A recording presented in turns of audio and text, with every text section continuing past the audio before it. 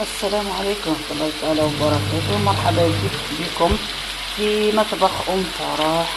اليوم بغيت ندير معاكم حشاية خفيف، اليوم شوية مريضة مانيش قادة، بغيت ندير معاكم حشاية خفيفة دغيا. دوك هنايا راني ندير في الدجاج راه يقلي، دوك نربي عليه حبة بصلة ونديرها ملح وفروج وشوية معدنوس ونخليه يتحلى ومن بعد نوريكم. وهنايا راني دايرة بطاطا تنقلة، بطاطا مقليه تنقلها معاه. دوك غادي ندير كغاطه، دوك نكمل هنايا الدجاج نخليه غايه والبطاطا ودوك نوريه. هنايا راني درت البصله نقليها مع الدجاج وملح وحرور توابل هذا مكان وشويه معدنوس، دوك نقليهم ونوخرهم على جهه.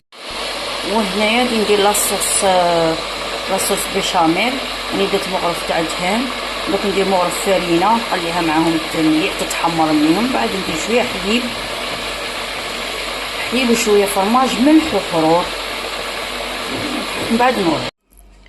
هنايا لاصوص بيشاميل هايله وجدت معايا. درت الدهان، 2 مغارف فرينه حمصتهم معايا، من بعد درت الحليب على حسب الكغاطه اللي راكي دايره، وخليتهم طيب حتى اللي تغلي هايله، ودرت لها ملح وحرور وشويه درت الفرماج وملح وحرور وخليتها هاي تقالت.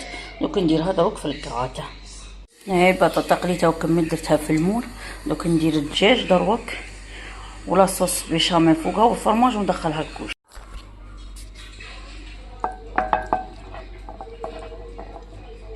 نوزعوها مليح هكا الدجاج، ومن بعد نديرو لاصوص بيشاميل وفرماج رابي.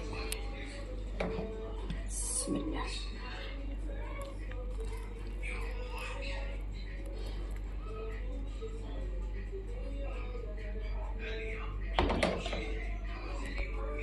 هنا راني وزعتها مليح كاع على البلا فوق البطاطا والدجاج. دوك ندير لها فرماج رابي وندخلها في الكوشه.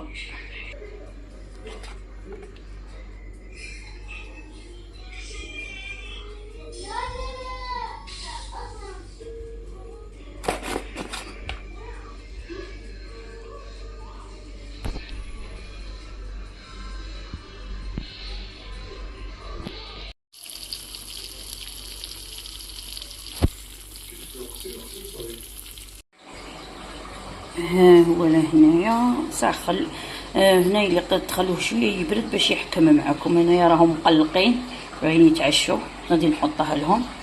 ها هو لهنايا ولا كي جات الفرماج لاصوص بيشاميل ما شاء الله. وشكرا لكم وشهية طيبة، مع السلامة.